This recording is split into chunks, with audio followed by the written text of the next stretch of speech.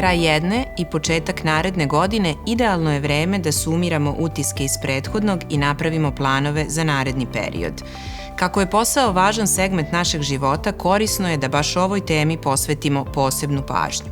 I to važi za sve, bez obzira da li smo na početku karijere ili na nekoj važnoj profesionalnoj prekretnici ili jednostavno vidimo posao kao važnu temu u svom životu. U duhu novogodišnjih praznika poklanjamo ti ovaj video jer želimo sa tobom da podelimo sva znanja i iskustva važna u procesu traženja i nalaženja adekvatnog posla, kao i u istraživanju ličnih potencijala i ličnog identiteta i svih onih veština koje su nam važne da ostvarimo i najviše profesionalne ciljeve. Ja sam Milica Stojiljković, autor programa ličnog razvoja Lepo mi je. Tokom cele 2018. godine sam sa sajtom poslovi.infostud.com organizovala seminar Lepo mi je što imam posao koji volim. U različitim gradovima Srbije ljude smo edukovali o veštinama koje su im potrebne kako za lični, tako i za profesionalni razvoj i pokazali im koliko su profesionalni i lični razvoj neodvojivi delovi iste celine. Pre nego što uopšte postaviš poslovne ciljeve za 2019. godinu, ne zaboravi jednu važnu činjenicu, a to je da možeš postići sve što želiš, samo je važno da počneš od sebe, a ne od svog cilja. Tako je zato što je činjenica da je posao samo jedan segment našeg celokupnog života. Sa druge strane, isto kao što stičemo profesionalno znanje, kao što postajemo stručni za određeni posao, na isti način je važno da postanemo stručni za sopstveni život. Na tom putu su ključna dva koraka. Prvi je da postavimo sebi dva jednostavna pitanja i da pokušamo da damo najiskreniji mogući odgovor na njih. Prvo pitanje je šta je to što želim da radim? Ali kada daješ odgovor sebi na ovo pitanje, pokušaj da budeš potpuno iskren šta je to što želiš da radiš, a da nema nikakvih ograničenja, bez obzira na svoje obrazovanje, bez obzira na nivo svog profesionalnog iskustva. Šta je to? Koji je to posao u kojem se osjećaš najlepše moguće? Kada odgovoriš na ovo prvo pitanje, pokušaj sebi da daš još jedan odgovor, a to je zašto to želim da radim. Iskrenim odgovorom na ova dva pitanja shvatit ćeš koji je to tvoj željeni posao, u čemu i uživaš i radiš ga i zašto je to tebi uopšte važno. Ovim odgovorima dobijaš zapravo onaj ključni odgovor, a to je na čemu bi trebalo da bude tvoja pažnja. Šta je to tvoj istinski prioritet kada je posao u pitanju? Kada sebi damo odgovore na ova dva pitanja, mi zapravo ne uradimo ništa drugo nego damo sebi ideju o tome gde želimo da budemo kada je posao u pitanju. Međutim, kao i na svakom putu, važno je gde želimo da odemo, ali važno je i odakle krećemo. Kao što, recimo, odlučimo da želimo da idemo automobilom na taj put, moramo sipati gorivo da bismo došli do željene destinacije. Dakle, sa prva dva odgovora dobili smo gde želimo da budemo u nekoj zamišljenoj tački B. Ali da bismo videli gde smo sada, gde je naša tačka A, moramo da vidimo isto tako gde je naša pažnja sada i ovde. To možeš postići jednom veoma jednostavnom vežbom koju možeš uraditi sada, ali možeš je raditi čitavog života zato što je život jedna dinamička kategorija i svaki dan je novi dan i neka nova prilika. Ja ovu vežbu zovem unutrašnje ogledalo. Sve što treba da uradiš je da sedneš na neko lepo, mirno mesto, zatvoriš oči i po 3 minuta posvetiš pažnju. Prvo, kakve su sada tvoje misli? Da li imaš samo jednu misao, da li imaš bezbroj misli koje ti se motaju po glavi ili ti je pažnja na možda 2-3 neke ključne misli? Drugi korak je da obratiš pažnju na svoje osjećanja. Kako se zaista trenutno osjećaš? Da li osjećaš neki veliki strah, tugu, uznemirenost ili pak osjećaš se divno u svojoj koži, imaš prijatna osjećanja? I treći korak kome možeš posvetiti poslednjih otprilike 3 minuta je da vidiš u kakvom stanju je trenutno tvoje telo. Ovaj korak nam je takođe veoma važan zato što naše zdravo telo pokazuje koliko smo vitalni, a ta vitalnost nam je potrebna da bismo bili spremni da napravimo bilo koji korak u svom kako životu uopšte, tako i u njegovom profesionalnom segmentu. Ovom vežbom, kažem, svakog dana je možeš raditi, možeš postići da budeš potpuno iskren prema sebi. Kakve su ti misli, odnosno gde je zaista sada pažnja i da li je ona na istom mestu kao ono gde želiš da budeš? Da li je tvoja pažnja sada na onome što misliš i želiš da budu tvoji prioriteti? Pogledom na svoja osjećanja dobit ćeš jasan odgovor da li trenutno imaš emocionalni kapacitet da kreneš na put kojim želiš da ideš ili postoje neka ograničenja, strahovi koje bi valjalo da prevaziđeš. I treći korak, kao što sam rekla, je da li imaš telo koje je vitalno i zdravo da bi mogao da ideš napred kako u svom ličnom, tako i profesionalnom životu. Tek kada uradimo ove dve vežbe, prvu gde odgovorimo na ova dva pitanja i drugu gde posmatramo svoje misli, osjećanja i svoje zapravo zdravlje, možeš krenuti na bilo koji put. Kao što vidiš, veoma je jednostavno, ali je ova vrsta potpune iskrenosti prema sebi neophodna da bismo postigli bilo koji cilj u životu, a ovakva praksa će ti pomoći posebno u profesionalnom životu da sebi otvoriš obilje novih mogućnosti. Probaj da ovo da radiš svakog dana u 2019. godini ili makar na početku godine ili početkom nekih važnih profesionalnih trenutaka i vidjet ćeš koliko je otvoren prostor pred tobom i koliko daleko u tome možeš otići. U 2019. nemoj zaboraviti još jednu važnu činjenicu u vezi sa poslom, a to je da je svaka prepreka prilika da napreduješ.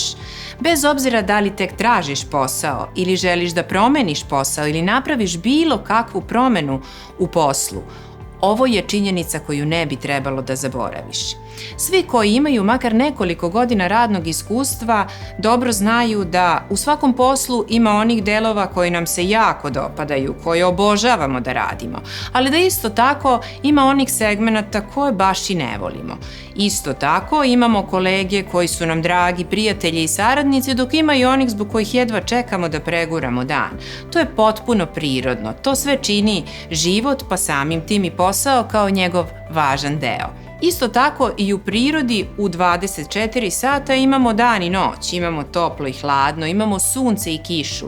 Zašto bi onda bilo neprirodno da i mi sami ponekad budemo ovakvog ili onakvog raspoloženja, bolje ili lošije raspoloženi i da imamo faze u životu kada nam sve ide od ruke, ali i one kada nas nešto muči, kada nastanu neki problemi i prepreke sa kojima bi trebali na svoj način da se izborimo.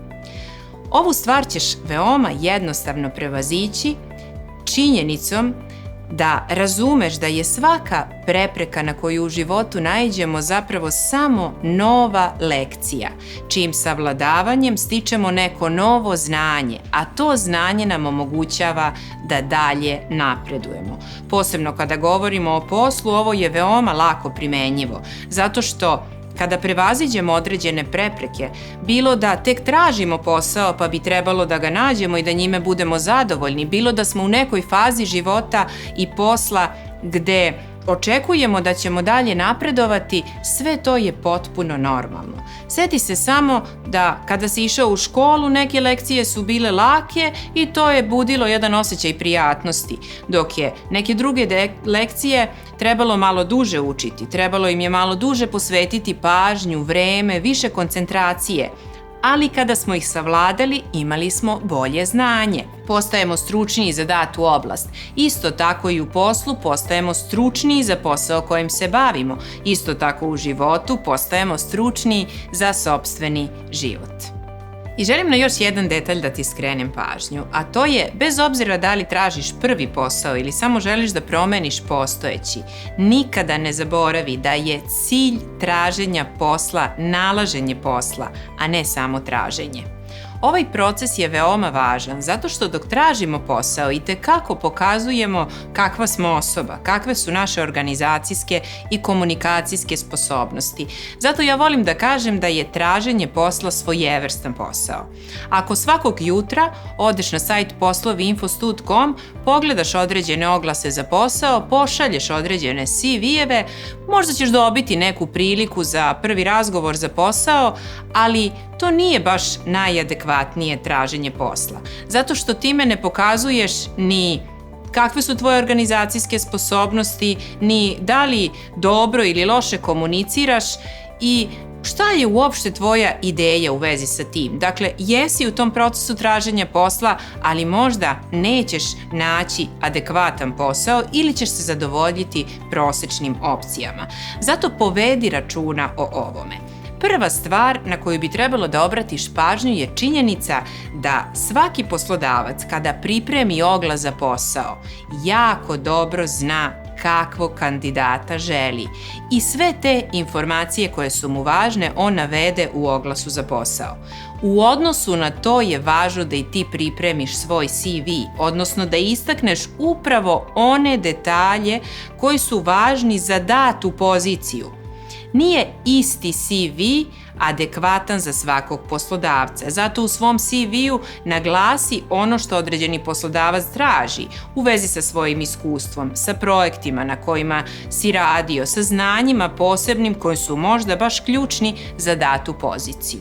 Kada je u pitanju CV, veoma je važno da vodiš računa i kakva je njegova forma i kakva je njegova sadržina, zato što je to prvi utisak poslodavca o tebi, iako te do tada još uvek nije video. Isto tako je važno da u CV-u vodiš računa o svojim kontakt podacima, pre svega o e-mail adresi. Najbolje je da ona bude ime.prezime ili samo ime ili samo prezime. Izbegavaj nadimke ili neka šaljiva imena zato što to zaista ne deluje profesionalno. I ista ova pravila važe i za postavljanje fotografije u CV-u. No najvažniji deo CV-a je tvoje obrazovanje, odnosno radno iskustvo i kao što sam rekla, ovom segmentu bi valjalo da posvetiš najveću pažnju i da taj segment uvek prilagodiš datom oglasu za posao za koji konkurišeš.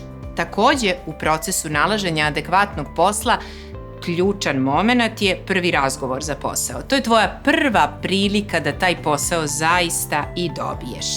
Zato na taj razgovor pokušaj da odeš što profesionalnije, ali i što opuštenije. Obuci se tako da ti u tome bude udobno, ali gledaj da zadržiš jedan profesionalni stav, jer je taj prvi utisak za poslodavca itekako važan.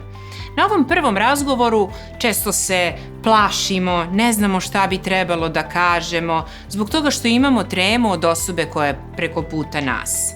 Pobedit ćeš tu tremu i taj strah činjenicom da je preko puta tebe samo jedan čovek. Ne šef, ne babaroga, već samo čovek koji traži adekvatnog kandidata za svoj tim.